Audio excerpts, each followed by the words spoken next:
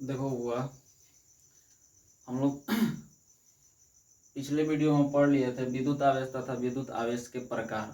आज के वीडियो में हम लोग पढ़ेंगे विद्युतीकरण का आधुनिक इलेक्ट्रॉनिक सिद्धांत। देखो विद्युतीकरण के लिए एक उदाहरण लेते हैं।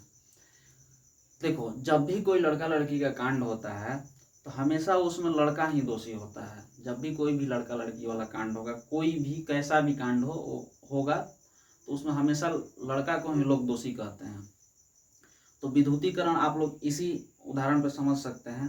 हम आगे इसको बताएंगे डिटेल में, जब समझाएंगे तो आपको लगेगा कि जो हम बोले हैं वही हो रहा है। तो देखो हमेशा लड़का को ही दोषी ठहराया जाता है।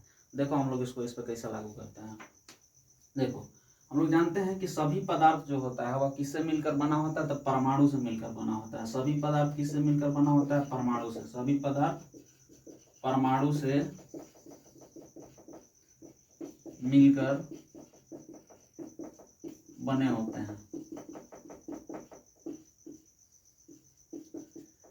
और देखिए जो परमाणु का जो केंद्रीय भाग होता है उसे हम लोग नाभिक कहते हैं। परमाणु के केंद्रीय भाग को हम लोग क्या कहते हैं? नाभिक कहते हैं। आप लोग 9th क्लास में पढ़े होंगे इसको। परमाणु के नाभिकीय केंद्रीय भाग को हम लोग नाभिक कहते हैं। और जो नाभिक होता है वो प्रोटॉन तथा न्यूट्रॉन से मिलकर बना होता है। जो नाभिक होता है वह प्रोटॉन तथा न्यूट्रॉन से मिलकर बना होता है। प्रोटॉन तथा न्यूट्रॉन से मिलकर बना होता है। तो देखिए प्रोटॉन जो होता है वह धन आवेशित होता है और न्यूट्रॉन जो होता है वह आवेश रहित होता है, अर्थात इस पर कोई आवेश नहीं होता है।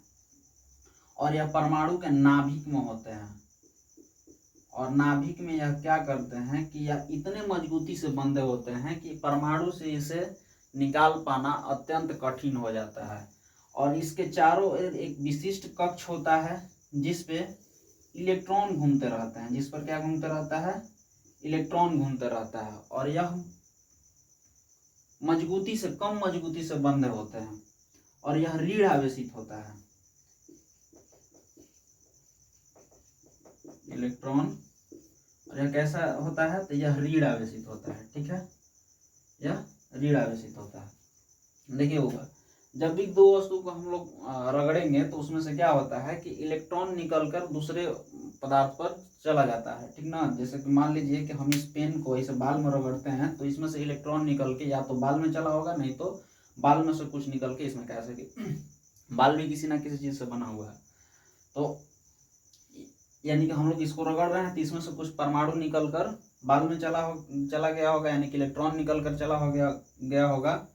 तो हम लोग कहेंगे कि यह आवेशित हो गया है। अर्थात इसका कारण क्या था कि इलेक्ट्रॉन इसमें से निकल के बाल में चला गया है। अर्थात कि जब भी कोई पदार्थ आवेशित हो रहा है तो इसका मतलब कि उसका कारण क्या है? तो इलेक्ट्रॉन है। जिस प्रकार हम लोग पहले वीडियो में बता दिए थे कि जब भी कोई कांड होता है तो हमेशा लड़का को ही लोग दोषी कहते हैं। उसी प्रकार जब भी कोई पदार्थ आवेशित होता है तो उसका उत्तरदायी कौन होता है? तो इलेक्ट्रॉन होता है। उसका उत्तरदायी कौन होगा? इलेक्ट्रॉन होगा। ठीक ना? उसी को हम लोग विद्युतीकरण कहते हैं। उसी को क्या कहते हैं?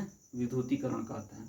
देखो हुआ पदार्थ जब ऋण आवेशित होता है तो इसका मतलब कि उस पर इलेक्ट्रॉन की अधिकता हुई है। जब भी कोई पदार्थ ऋण आवेशित होगा तो उस पर इलेक्ट्रॉन की अधिकता हुई है। और जब भी कोई पदार्थ धन आवेशित होता है तो उस पर इलेक्ट्रॉन की कमी हुई है। ठीक ना? तो इसका मतलब कि जब कोई पदार्थ पर इलेक्ट्रॉन की अधिकता होगी तो उसका द्रव्यमान बढ़ेगा, यानी कि उसका द्रव्यमान भी बढ़ेगा। और जो पदार्थ धन आवेशित होगा उसका द्रव्यमान घटेगा, यानी कि इलेक्ट्रॉन निकलेगा तो घटेगा नहीं जी। तो विद्युतीकरण का आधुनिक इलेक्ट्रॉनिक यही सिद्धांत था। ठीक ना? जब भी कोई पदार्थ धन आवेशित होता है तो उस पर इलेक्ट्रॉन की कमी होती है। और जब भी कोई पदार्थ ऋण आवेशित होता है तो उस पर इलेक्ट्रॉन की अधिकता होती है। इसी को हम लोग आधुनिक इलेक्ट्रॉनिक सिद्धांत कहते हैं। ठीक है ना? देखो जो प्रोटॉन पर आवेश की मात्रा होता है, प्रोटॉन पर आवेश की मात्रा 1.6 × 10⁻⁻⁴ -19 कूलम होता है और यह प्लस में होता है, ठीक है। और इलेक्ट्रॉन पर भी उतना ही होता है किंतु यह माइनस में होता है, यानी कि 1.6 गुने 10⁻⁻19 कूलम। यानी कि प्रोटॉन पर आवेश की मात्रा उतना ही हुआ और इलेक्ट्रॉन पर भी आवेश की मात्रा उतना ही हुआ, ठीक है।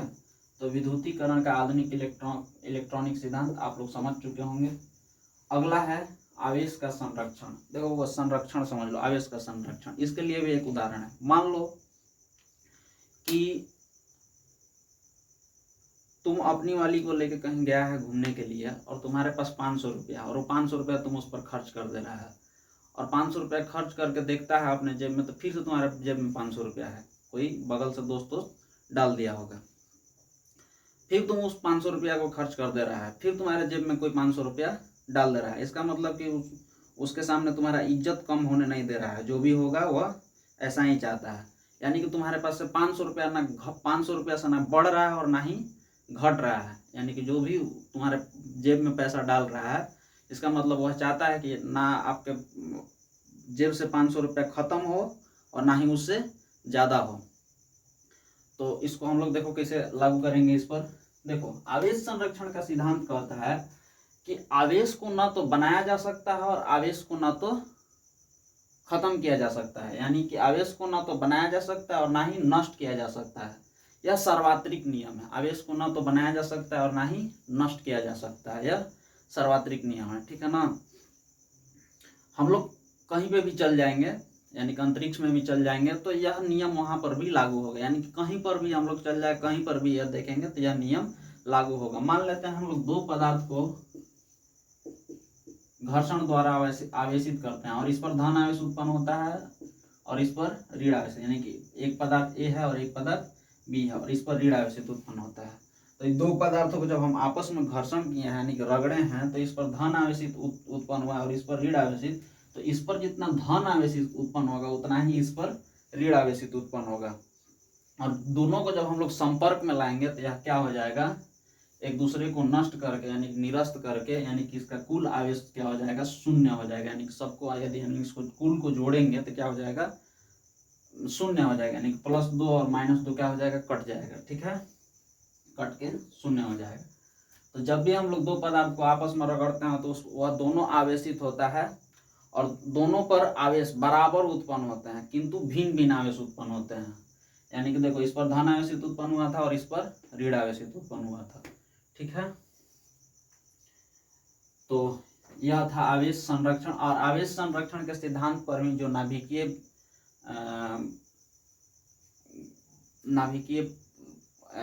विखंडन होता है वह किस पर होता है, तो इसी पर होता है, आवेश संरक्षण के सिद्धांत पर, ठीक है। अब देखो ये भी आप समझ चुके होंगे आवेश संरक्षण बढ़िया से। मूल आवेश समझते हैं। मूल आवेश किसे कहते हैं। मूल आवेश को समझने के लिए हम लोग समझ लेते हैं कि जैसे कि रुपया है, रुपया का मूल हम लोग क्या मानेंगे, पैसा। यानी कि पैसा से रुपया बना है ना। यानी कि सबसे उस पैसा का सबसे छोटी इकाई क्या कहलाएगा, मूल कहलाएगा ना उसका।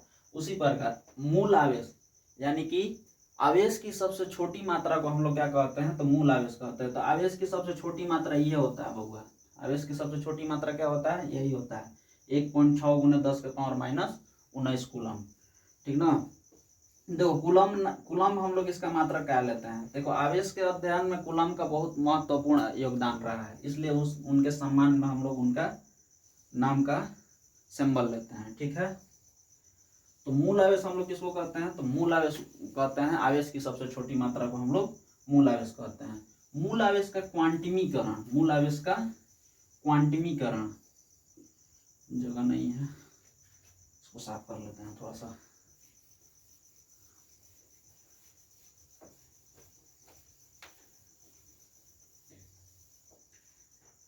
मूल आवेश का क्वांटिमीकरण,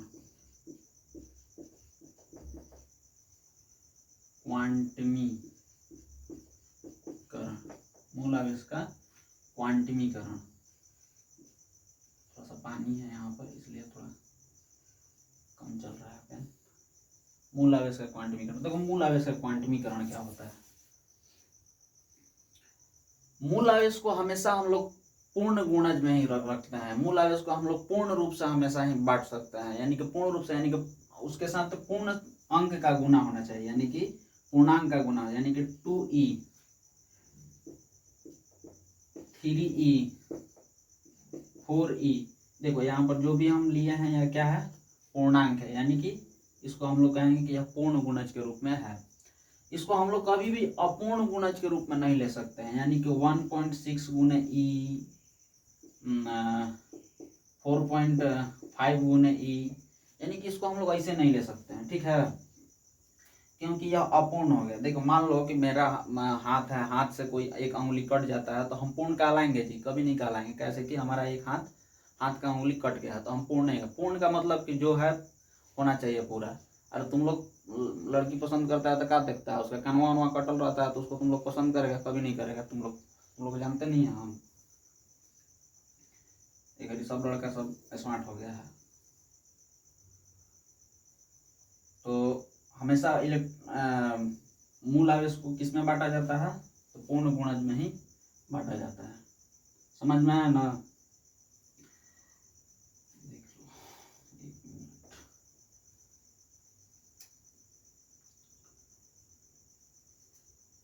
देखो इससे एक फार्मूला बनता है। फार्मूला क्या होता है?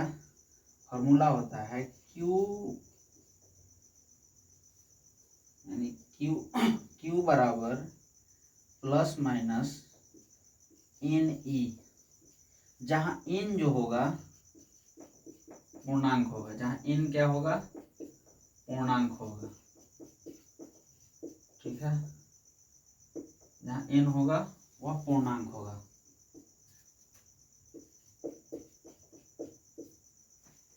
चाहे वो प्लस में हो चाहे माइनस में, उससे हम लोग को लेना देना नहीं। अगर प्लस में है तो धन आवेशित है, माइनस में है तो ऋण आवेशित है। ये तो आप लोग समझ ही सकते हैं कैसे, हम पहले ही बता चुके हैं इसको। देखो हुआ, जब हम लोग नोमेरिकल बनाएंगे तो नोमेरिकल में हम लोग इस फार्मूला का यूज करेंगे, ठीक है। ये फार्मूला का यूज करने का जो तात्पर्य है वह यह है कि हम लोग इससे पता कर सकते हैं कि वह पदार्थ धन आवेशित हो रहा है कि मूल धन आवेशित हो रहा है या कि ऋण आवेशित हो रहा है, ठीक है। तो आई होप आप लोग को बढ़िया समझ में आया होगा। अगर नहीं समझ में आया होगा तो दोबारा वीडियो देख लीजिएगा, बढ़िया समझ में आ जाएगा, ठीक ना। और थोड़ा कम हम पढ़ा रहे हैं, कैसे कि जो वीडियो रिकॉर्ड करता है वह आसाम चल गया है, उसका दौड़ है ट्रेड्समैन वाला, तो थोड़ा सा वीडियो आने में भी लेट होगा। वह आएगा तो रेगुलर वीडियो आने लगेगा। अकेले शूट कर रहे हैं तो थोड़ा सा दिक्कत है, ठीक है। तो आगे का हम लोग वीडियो में पढ़ेंगे कूलम का नियम। यदि आप लोग फिजिक्स को बढ़िया से पढ़ना चाहते हैं तो बने रहिएगा साथ में। मिलते हैं अगले वीडियो में।